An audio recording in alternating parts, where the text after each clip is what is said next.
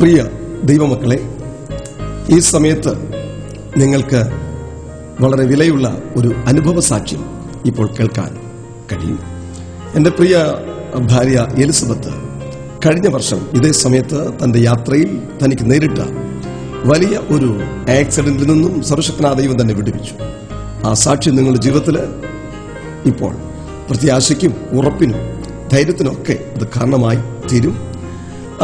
താൻ സൗഖ്യം പ്രാപിച്ച് ഹോസ്പിറ്റലിൽ നിന്നും ഭവനത്തിലേക്ക് വരുന്ന സമയത്ത്, ആംബുലൻസിൽ വരുന്ന സമയത്ത് തന്റെ മനസ്സിലൂടെ കടന്നു വന്ന ചില അനുഭവത്തിന്റെ വരികൾ അതൊരു പാട്ടായിട്ട് താൻ എഴുതുവാൻ ഇടവന്നു. ആ ഗാനവും നിങ്ങൾക്ക് ഇപ്പോൾ ശ്രവിക്കാവുന്നതാണ്.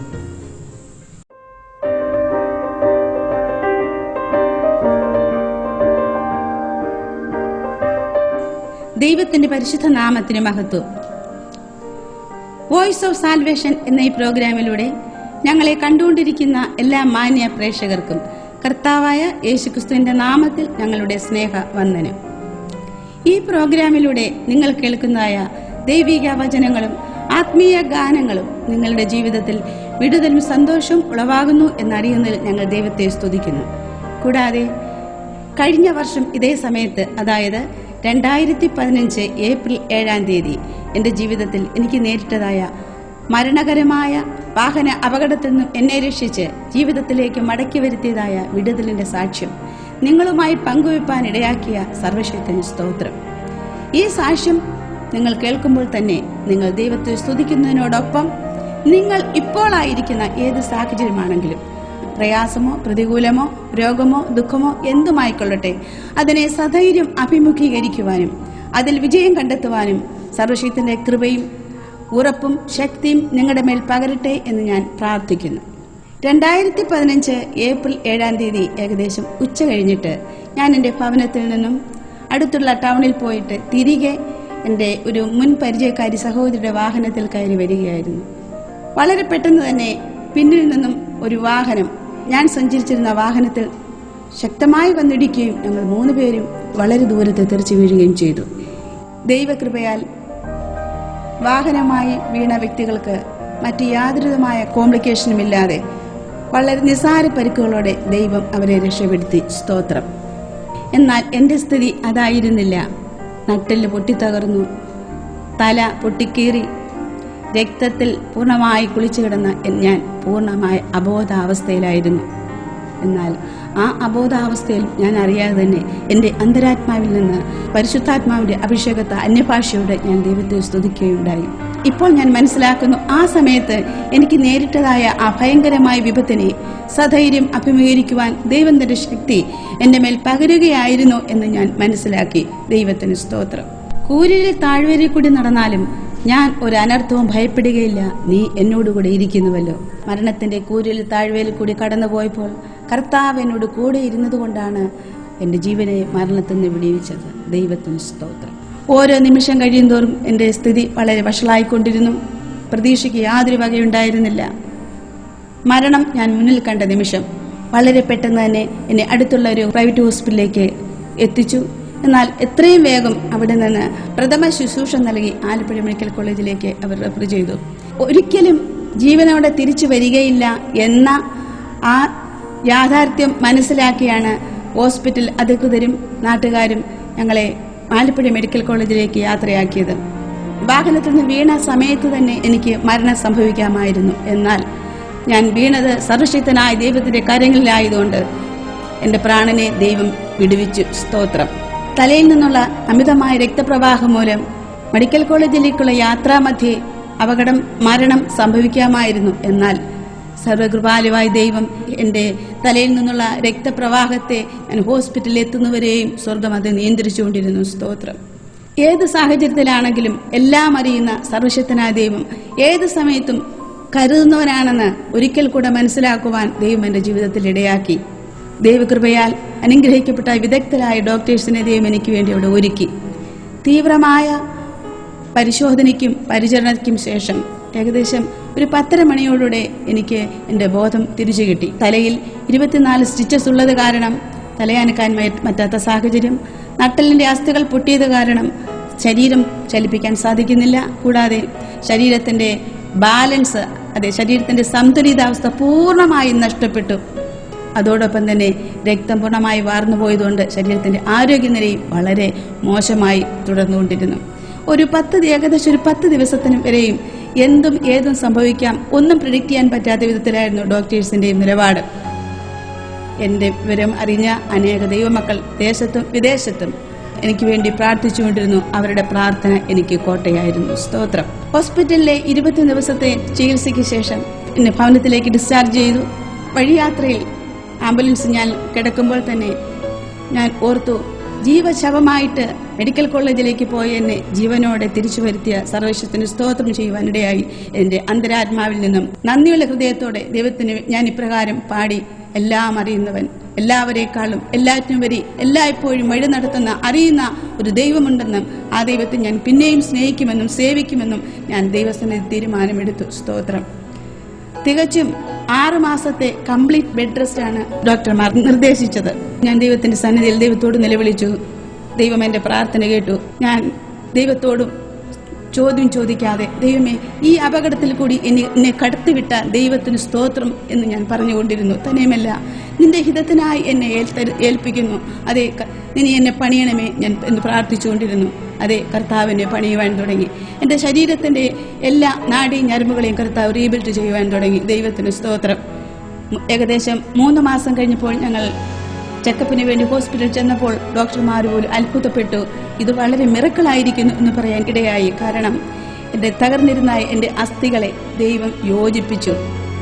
അതെ, നീ ഒടിച്ച അസ്ഥികൾ ഉല്ലസിക്കട്ടെ എന്ന് ദൈവത്തിന്റെ വചനത്തിൽ കാണുന്ന പ്രകാരം സ്വർഗം എന്റെ അസ്ഥികളെ യോജിപ്പിച്ചു. സ്തോത്രം. ഒരിക്കലും പഴയ നിലയിലേക്ക് എന്റെ ശരീരത്തിന്റെ സന്തുലിതാവസ്ഥ 100% തിരിച്ചു വരികയില്ലെന്ന് ഡോക്ടർമാർ വിധി എഴുതിയിരുന്നു. എന്നാൽ ഏകദേശം 3.5 മാസം കഴിഞ്ഞപ്പോഴേക്കും എന്റെ ശരീരത്തിന്റെ നഷ്ടപ്പെട്ടുപോയ സന്തുലിതാവസ്ഥ തിരികെ കിട്ടി. ഇത്രയും മുറിവുകൾ എന്റെ തലയിലുണ്ടായെങ്കിലും തലയുടെ ഒരു ഭാഗത്ത് പോലും ബ്ലഡ് ക്ലോട്ട് ചെയ്യുവാൻ ദൈവം അനുവദിച്ചില്ല. എന്റെ ഐസൈറ്റിനും യാതൊരു കുഴപ്പവും ഉണ്ടായില്ല. ദൈവത്തിന് സ്തോത്രം. 12 മാസം കഴിഞ്ഞ് നടക്കാൻ പറ്റുകയുള്ളൂ എന്ന് പറഞ്ഞിരുന്ന സ്ഥാനത്ത് ഏകദേശം 4 മാസം കഴിഞ്ഞപ്പോഴേക്കും എനിക്ക് പരസഹായം കൂടാതെ നടക്കുവാൻ ഇടയായി. അതേ, കർത്താവിനെ പണിഞ്ഞുകൊണ്ടിരുന്നു. കർത്താവിന്റെ കരം എന്നെ തൊട്ടുകൊണ്ടിരുന്നു. എന്റെ ദൈവത്തിന് സ്തോത്രം. നാം ചിന്തിക്കാത്ത ചില സാഹചര്യങ്ങളെ, അപ്രതീക്ഷിതമായ ചില സംഭവങ്ങൾ നമുക്ക് നേരിടുമ്പോൾ അത് നമ്മളെ നിശേഷം തകർക്കുവാനല്ല, പകരം നിത്യരാജ്യത്തിലേക്കുള്ള ഒരു ചവിട്ടുപടിയായി അത് മനസ്സിലാക്കുകയും അതിൻ പ്രകാരം ദൈവത്തിന്റെ കരങ്ങളിലേക്ക് അവന്റെ ഹിതത്തിനൊത്തവണ്ണം പണിയുന്നു എന്ന് മനസ്സിലാക്കുവാനിടയായി. അതെ, കർത്താവ് എന്നെ പണിഞ്ഞു. കീടമില്ലാത്ത പൊന്ന് പുറത്തു വരുന്നത് പോലെ കർത്താവിന്റെ കരങ്ങൾ മിനുക്കി അമ്പാക്കി അവന്റെ ഹിതമുള്ള ഒരു മാനപാത്രമാക്കി എന്നെ തീർത്തു. ആ കിടപ്പിൽ ഞാൻ ഈ ലോകത്തോട് യാത്ര പറഞ്ഞിരുന്നുവെങ്കിൽ ദൈവം എന്നോട് അരുളി ചെയ്തിരിക്കുന്ന അനവധി വാഗ്ദത്തങ്ങൾ നിറവേറാതെ പോകുമായിരുന്നു. ഈ അപകടത്തിന് ശേഷം ലോകത്തിന്റെ വിവിധ ഭാഗങ്ങളിലുള്ള ദൈവമക്കൾ തങ്ങളുടെ പ്രാർത്ഥനാ വിവരങ്ങൾ വിളിച്ചറിയിക്കുകയും അവർക്ക് വേണ്ടി പ്രാർത്ഥിക്കുകയും വിടുതൽ കാണുവാൻ ദൈവം സഹായിച്ചുകൊണ്ടിരിക്കുന്നു. എന്നെ പോലെ ഏതെങ്കിലും അപകടത്തിൽ അകപ്പെട്ട് പരസഹായം കൂടാതെ എഴുന്നേൽപ്പാനോ നടക്കുവാനോ കഴിയാതെ, ശരീരങ്ങൾ ചലിപ്പിക്കാൻ കഴിയാതെ, ഭാരത്തോടെ വേദനയോടെ സകല പ്രതീക്ഷകളും തകർന്ന് നിരാശയോടെ ആയിരിക്കുന്ന ആരെങ്കിലും എന്നെ കേൾക്കുന്നുവെങ്കിൽ ദൈവത്തിന്റെ ആത്മാവ് നിങ്ങളോട് സംസാരിക്കുന്നത്: ഭയപ്പെടേണ്ട. തളർന്ന കൈകളെ ബലപ്പെടുത്തുവാൻ, കുഴഞ്ഞ മുഴങ്കാലുകളെ ധൈര്യപ്പെടുത്തുവാൻ ദൈവം വിശ്വസ്തൻ. നമുക്ക് ഒരുമിച്ച് പ്രാർത്ഥിക്കാം. എന്നെ സൗഖ്യമാക്കിയ യഹോവ, എന്റെ അസ്ഥികളെ യോജിപ്പിച്ച യഹോവ നിങ്ങളെയും ജീവിപ്പിക്കും. നിങ്ങളുടെ അസ്ഥികൾക്ക് ദൈവം ശക്തി തരും. നിങ്ങളുടെ നാഡീ ഞരമ്പുകൾക്ക് ദൈവം ബലവും ഉറപ്പും നൽകും. നമുക്ക് വിശ്വാസത്തോടെ പ്രാർത്ഥിക്കാം. പിതാവേ, ഞങ്ങൾ ഇന്ന് പകൽക്കാലം ദൈവത്തെ സ്തുതിക്കുന്നു. എന്റെ ഈ സാക്ഷ്യം കേൾക്കുന്ന അനേകർക്ക് വേണ്ടി ഞാൻ പ്രാർത്ഥിക്കുന്നു. ദൈവം അവരുടെ ജീവിതത്തിന്റെ ഭാരം മാറ്റണമേ. അവരുടെ മനസ്സിന്റെ അവസ്ഥ സ്വർഗം അറിയുന്നു. വേദനയാൽ ഭാരപ്പെടുന്ന നിന്റെ കുഞ്ഞുങ്ങളെ ദൈവം സഹായിക്കുകയും സൗഖ്യമാക്കുകയും ചെയ്യണമേ. അവരുടെ അസ്ഥികളെ സ്വർഗം തൊടണമേ. അവരുടെ മാംസപേശികളെ സ്വർഗം തൊടണമേ. അവരുടെ നാഡീ ഞരമ്പുകൾക്ക് ദൈവം ഉറപ്പും ബലവും കൊടുക്കണമേ. സൗഖ്യത്തിന്റെ വിടുതലിന്റെ കരം ഇന്ന് പകൽക്കാലം അവരുടെ മേൽ നീട്ടും. ഞാൻ നിന്നെ സൗഖ്യമാക്കുന്ന യഹോവ എന്ന് അരുളി ചെയ്ത സർവശക്തനായ ദൈവം എന്നെ സൗഖ്യമാക്കിയ യഹോവ നിന്റെ കുഞ്ഞുങ്ങളെ സഹായിക്കുകയും സൗഖ്യമാക്കുകയും ചെയ്യുമാറാണമേ. യേശു കർത്താവ് അപ്രകാരം ചെയ്തതിനാൽ സ്തോത്രം. യേശുവിന്റെ നാമത്തിൽ തന്നെ ആമേൻ.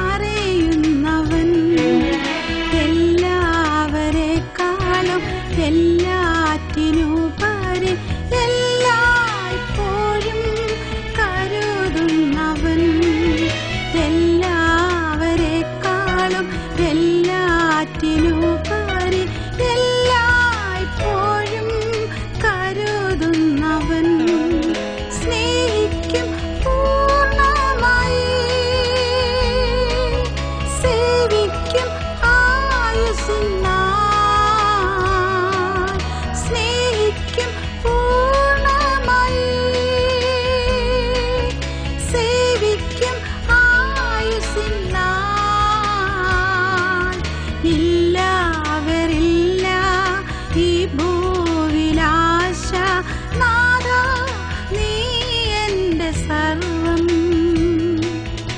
ഇല്ലാവരില്ല ഈ ഭൂവിലാശ, നാഥാ നീ എന്റെ സർവം.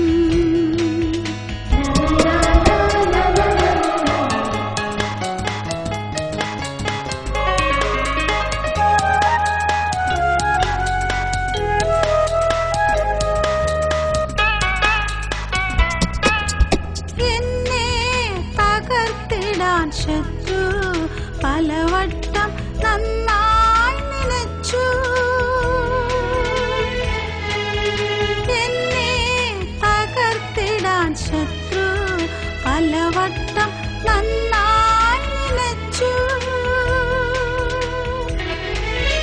എന്നാലും ദൈവത്തിൻ പൊൻകരം താങ്ങി ഞാൻ തകരാതെ വണ്ണം. പൊൻകരം താങ്ങി ഞാൻ തകരാതെ വണ്ണം. മരണത്തിൽ നിന്നും വിടുവിച്ചതാ നാഥാ നീരുന്നു സ്തോത്രം. മരണത്തിൽ നിന്നും വിടുവിച്ചതാ നാഥാ നീരുന്നു സ്തോത്രം.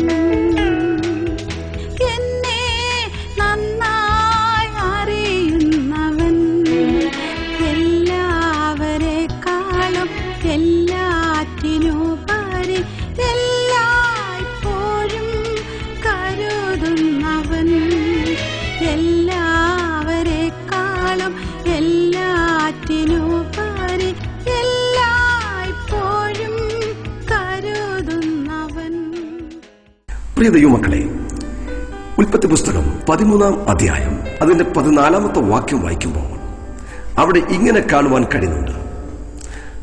അബ്രഹാം ലോത്തിനെ വിട്ട ശേഷം താൻ തല പൊക്കി നോക്കി. ആരായിരുന്നു അബ്രഹാം എന്നുള്ളത് ഒറ്റ വാക്കിൽ ഞാൻ പറയുവാൻ ആഗ്രഹിക്കുകയാണ്. തന്റെ പിതാവായ തേരഖ് ഊമ വിഗ്രഹങ്ങളെ തന്റെ കരങ്ങൾ കൊണ്ട് തന്നെ ഉണ്ടാക്കി ഒരു ചുറ്റി അതിനെ വിറ്റ് ഉപജീവന മാർഗം കഴിച്ചിരുന്ന അബ്രഹാമിന്റെ കുടുംബം, അല്ലെങ്കിൽ തേരഖിന്റെ കുടുംബം. ആ കുടുംബ പശ്ചാത്തലത്തിൽ നിന്നും ജീവനുള്ള ദൈവത്തെ കണ്ടുമുട്ടുവാൻ അബ്രഹാമിന് കഴിഞ്ഞു. ഒരുപാട് ദൈവങ്ങളെ ഉണ്ടാക്കി വിറ്റിരുന്ന ആ അനുഭവത്തിൽ ആരാണ് സത്യദൈവം എന്ന് അബ്രഹാമിന് ഒരിക്കൽ വെളിപ്പെട്ട് കിട്ടി. സർവശക്തനായ ദൈവം അബ്രഹാമിനെ വിളിച്ച്, ഞാൻ നിന്നെ കാണിപ്പാൻ ഇരിക്കുന്ന ദേശത്തേക്ക് നീ പോകുക എന്ന് പറഞ്ഞ് വാഗ്ദത്തങ്ങളും അവന്റെ മേൽ പകർന്നിട്ട് ദൈവം അവനെ അയച്ചു. തിരുവചനം വായിക്കുമ്പോൾ നമുക്ക് ഇങ്ങനെ കാണുവാൻ കഴിയുന്നുണ്ട്. അബ്രഹാമിന്റെ കൂടെ തന്റെ സഹോദരപുത്രനായ ലോത്തും ഇറങ്ങിത്തിരിച്ചു. അബ്രഹാം ദൈവിക ശബ്ദം കേട്ടാണ് ഇറങ്ങിത്തിരിച്ചതെങ്കിൽ ലോത്ത് ദൈവിക ശബ്ദം കേൾക്കാതെ അബ്രഹാമിന്റെ കൂടെ ഇറങ്ങിത്തിരിച്ച വ്യക്തിയാണ്. അതുകൊണ്ട് അവിടെ രണ്ടുപേരുടെയും യാത്രയ്ക്ക് ഒരു വ്യത്യസ്തതയുണ്ടായിരുന്നു. രണ്ടുപേരുടെയും ചിന്തകൾക്ക് വ്യത്യസ്തതയുണ്ടായിരുന്നു. രണ്ടുപേരുടെയും വിഷന് വ്യത്യസ്തതയുണ്ടായിരുന്നു. വചനം വായിക്കുമ്പോൾ കാണുവാൻ കഴിയുന്നുണ്ട്, ലോത്ത് നീരോട്ടമുള്ള സ്ഥലം തിരഞ്ഞെടുത്തു. അബ്രഹാം ദൈവം തനിക്കായി വാഗ്ദത്തം ചെയ്തിരിക്കുന്ന വാഗ്ദത്ത ദേശത്തെ അവൻ ആത്മാവിൽ കണ്ടുകൊണ്ട് വാഗ്ദത്തങ്ങളെ മനസ്സിലാക്കി കാണിപ്പാൻ ഇരിക്കുന്ന ദേശത്തേക്ക് അവൻ യാത്ര തുടങ്ങി. ആ യാത്രയിൽ ദൈവം രണ്ടുപേരെയും അനുഗ്രഹിച്ചിരുന്നു. ദാസിദാസന്മാരെയും ആടുമാടുകളെയും കൊടുത്ത ദൈവം അനുഗ്രഹിച്ചു. എന്നാൽ ഇടയ്ക്ക് വെച്ച് അബ്രഹാമിന്റെയും ലോത്തിന്റെയും ദാസിദാസന്മാർ തമ്മിൽ പിണക്കമുണ്ടായി, ഇടർച്ചയുണ്ടായി. ദൈവമക്കളെ, അവിടെ വെച്ച് അബ്രഹാമിന് മനസ്സിലായി, ഇവന്റെ കൂടെ ഇങ്ങനെ യാത്ര ചെയ്തു കഴിഞ്ഞാൽ എനിക്ക് ലക്ഷ്യസ്ഥാനത്ത് എത്തിച്ചേരുവാൻ കഴിയത്തില്ല.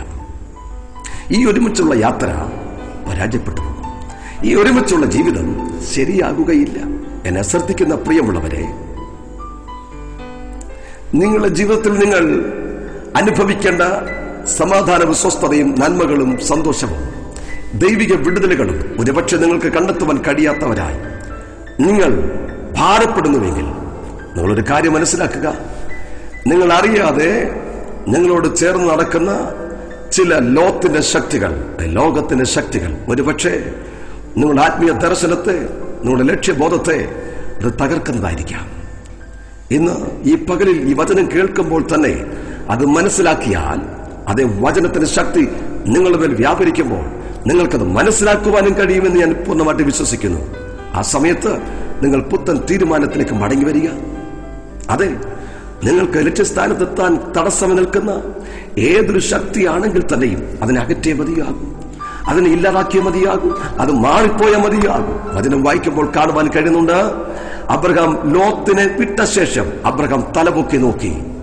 കിഴക്കോട്ടും പടിഞ്ഞാറോട്ടും തെക്കോട്ടും വടക്കോട്ടും അവൻ നടക്കുവാൻ തുടങ്ങി. അവൻ തലപൊക്കി കണ്ട ദേശങ്ങൾ അവന് അവകാശമായി ദൈവം കൊടുത്തു എന്ന് തിരുവചനം വായിക്കുമ്പോൾ കാണുവാൻ കഴിയുന്നുണ്ട്. ലോത്തിനെ വിട്ടുപിരിഞ്ഞ ശേഷമാണ് അബ്രഹാമിന്റെ ജീവിതത്തിൽ ഇത് സംഭവിക്കുവാൻ ഇടവന്നത്.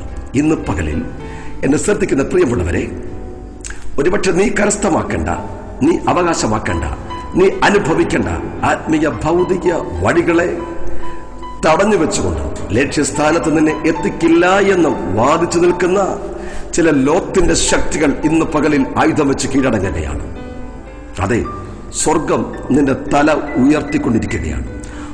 കഴിഞ്ഞ നാളുകളിൽ നിനക്ക് തല ഉയർത്തി ഈ അവകാശങ്ങൾ, നന്മകൾ, അനുഗ്രഹങ്ങൾ കാണുവാൻ കഴിയാത്ത തരത്തിൽ ഈ ലോകത്തിന്റെ ശക്തി നിന്റെ കഴുത്തിന്റെ മേൽ ഒരു നുകം വെച്ച് താഴ്ത്തിയതുപോലെ നിന്നെ അമർത്തിക്കൊണ്ടിരുന്ന ഒരു സാഹചര്യത്തിലൂടെ ആയിരിക്കാം ഒരുപക്ഷെ നീ കടന്നുപോയതെങ്കിൽ ഈ പകലിൽ ദൈവം നിനക്ക് അവിടെ നിന്ന് ഒരു മാറ്റം വരുത്തുകയാണ്. അല്ല, നിന്റെ കഴുത്തിൽ വെച്ച ആ നുകത്തെ എന്റെ ദൈവം ഇന്ന് പകൽക്കാലം തകർത്ത് കളയുകയാണ്. അതെ, നീ പ്രാപിക്കേണ്ട ആത്മീയ ഭൗതിക അവകാശങ്ങളെ നീ തല ഉയർത്തി ഒന്ന് കാണാൻ ഏൽപ്പിച്ചു കൊടുത്താട്ട്. അതെ, അബ്രഹാം തലമുക്കി നോക്കിയപ്പോൾ അതുവരെ കാണാത്ത ദേശങ്ങൾ ദൈവം അവന് അവകാശമായി കൊടുത്തു. തിരുവചനം പഠിക്കുമ്പോൾ കാണുവാൻ കഴിയുന്നുണ്ട്, ദൈവമക്കളെ, 10 ജാതിക ദേശങ്ങളെ ദൈവം അബ്രഹാമിന് ആ വാഗ്ദത്ത സന്തതിയെ കൊടുക്കുന്നതിന് മുമ്പായി അവന് കൊടുത്തു. ഇന്ന് പകലിൽ എന്നെ ശ്രദ്ധിക്കുന്ന പ്രിയമുള്ളവരെ, നിങ്ങൾ തല ഉയർത്തി നന്മകൾ കാണണം, തല ഉയർത്തി അവകാശങ്ങൾ നിങ്ങൾ കാണണം, തല ഉയർത്തി നിങ്ങൾ നടക്കേണ്ട വഴികൾ നിങ്ങൾ കാണണം. ഒരു പക്ഷേ ഇന്നലകളിൽ നിന്നെ തടഞ്ഞു വെച്ച, നിന്നെ മുൻപോട്ട് വിടില്ലെന്ന് വാദിച്ച ചില ലോകത്തിന്റെ ചിന്തകൾ, ശക്തികൾ നിനക്കെതിരായി നിന്നു എങ്കിൽ ഈ പകലിൽ നീ വിട പറഞ്ഞ മതിയാകും. നീ ബൈ പറയണം. ഈ വചനം കേൾക്കുമ്പോൾ തന്നെ, അതെ, കഴിഞ്ഞ കാലങ്ങളിൽ നിനക്ക് കണ്ടെത്താൻ കഴിയാത്ത ചില വാഗ്ദത്തങ്ങളും നന്മകളും ദൈവം നിനക്കായി തരികയാണ്. അതെന്നെ കാരണം, അതെ, ഈ ലോകത്തിന്റെ ശക്തികൾ നിന്നെ വിട്ട് മാറിപ്പോയി. ഈ ലോകത്തിന്റെ ചിന്തകൾ നിന്നെ വിട്ട് മാറിപ്പോകുകയാണ്. അതുമായി ഒരുമിച്ച് പോകുവാൻ കഴിയത്തില്ല. അബ്രഹാമിന് ദൈവം കൊടുത്ത വാഗ്ദത്തം പോലെ ചില കുടുംബങ്ങളിൽ, ചില വ്യക്തികളിൽ അത് സംഭവിച്ചുകൊണ്ടിരിക്കുകയാണ്. രണ്ടാമത് തിരുവചനം വായിക്കുമ്പോൾ നമുക്ക് ഇങ്ങനെ കാണുവാൻ കഴിയുന്നുണ്ട്. ഉൽപ്പത്തി പുസ്തകം 18-ാം അധ്യായം അതിന് 2-ാമത്തെ വാക്യം വായിക്കുമ്പോൾ, ഒരു ദിവസം പ്രഭാതമായപ്പോൾ 3 പുരുഷന്മാർ അബ്രഹാമിന്റെ ഭവനത്തിന് മുറ്റത്ത് വന്നു. വെയിലുദിച്ച സമയത്ത് അതിലൊരു വ്യക്തി ദൈവം തന്നെയായിരുന്നു. അബ്രഹാം അവരെ കണ്ടപ്പോൾ അവൻ തല പൊക്കി നോക്കി. അതുവരെയും കാണാത്തവർ, അതുവരെയും അടുത്തു വരാത്തവർ ഒരു വാഗ്ദത്തവുമായി വന്നിരിക്കുന്നു. അവരെ അബ്രഹാം ആത്മാർത്ഥമായി സ്വീകരിച്ചു. അവരുടെ കാലുകളെ കഴുകി അവർക്ക് കഴിക്കുവാൻ ഒരു മുറി അപ്പം കൊണ്ടുവരാം എന്ന് പറഞ്ഞിട്ട് അകത്ത് കയറി 3 അടങ്ങഴി മാവെടുത്ത് കുഴച്ച് സാറയെ കൊണ്ട് നല്ല അടയുണ്ടാക്കി നല്ല ഒരു കൊഴുത്ത് തടിച്ച കാളക്കുട്ടിയെ അറുത്ത് അവർക്ക് പാകം ചെയ്തു കൊടുത്തു. അതൊക്കെ കഴിച്ചതിന് ശേഷം ആ കടന്നു വന്നവർ അവർക്കായി ഒരു വാഗ്ദത്തം കൊടുത്തു. ആ വാഗ്ദത്തം ഇന്നതാണ്. നാളുകൾ കൊണ്ട് പ്രാർത്ഥിച്ച, നാളുകൾ കൊണ്ട് കാത്തിരുന്ന ആ വലിയ വാഗ്ദത്തം ആ പകലിൽ തലപൊക്കി അബ്രഹാം നോക്കിയപ്പോൾ അവരെ കണ്ട സമയത്ത് തന്നെ അവന് പ്രാപിപ്പാൻ കഴിഞ്ഞു. എന്നെ കേൾക്കുന്ന പ്രിയമുള്ളവരെ, എന്താണ് വാഗ്ദത്തം? അടുത്ത വർഷം ഇതേ സമയത്ത് ദൈവം നിനക്ക് ഒരു വാഗ്ദത്ത സന്തതിയെ നൽകിത്തരും. നാളുകൾ കൊണ്ട് ദൈവം പറഞ്ഞുകൊണ്ടിരുന്ന ഒരു കാര്യത്തിന്റെ നിവൃത്തീകരണം അന്ന് പകലിൽ അവിടെ സംഭവിക്കുകയായിരുന്നു. ആ വാക്ക് പറഞ്ഞപ്പോൾ തന്നെ ദൈവത്തിന്റെ പ്രവൃത്തിയാൽ അവിടെ അത്ഭുതങ്ങൾ ചെയ്തു തുടങ്ങി ദൈവം. ഇന്ന് പകലിൽ തലപൊക്കി ദൈവിക വാഗ്ദത്തങ്ങളെ കാണുവാൻ കഴിയാത്ത തരത്തിൽ സാത്താൻ മുഖം വെച്ച് നിന്റെ തലയെ താഴ്ത്തിക്കൊണ്ടിരിക്കുന്നു എങ്കിൽ, നീ അത് അനുഭവിക്കുന്ന വ്യക്തിയാണെങ്കിൽ ഈ പകലിൽ തന്നെ നിനക്കൊരു വിടുതൽ സംഭവിക്കുകയാണ്. അതെ, ദൈവം പറഞ്ഞിരിക്കുന്ന വാഗ്ദത്തങ്ങൾ ഒന്നിനെയും മാറ്റുവാൻ ഒരു ശക്തിക്കും കഴിയത്തില്ല. നിന്റെ കുടുംബത്തോടുള്ള, നിന്നോടുള്ള ദൈവിക വാഗ്ദത്തങ്ങൾക്ക് ഒരു മാറ്റവും ഇല്ല. പ്രിയമുള്ളവരെ, ഉൽപ്പത്തി പുസ്തകം 21 അധ്യായം വായിക്കുമ്പോൾ അവിടെ നമുക്ക് കാണുവാൻ കഴിയുന്നുണ്ട്, ആ വാഗ്ദത്തം ദൈവം അബ്രഹാമിന് കൊടുത്തു.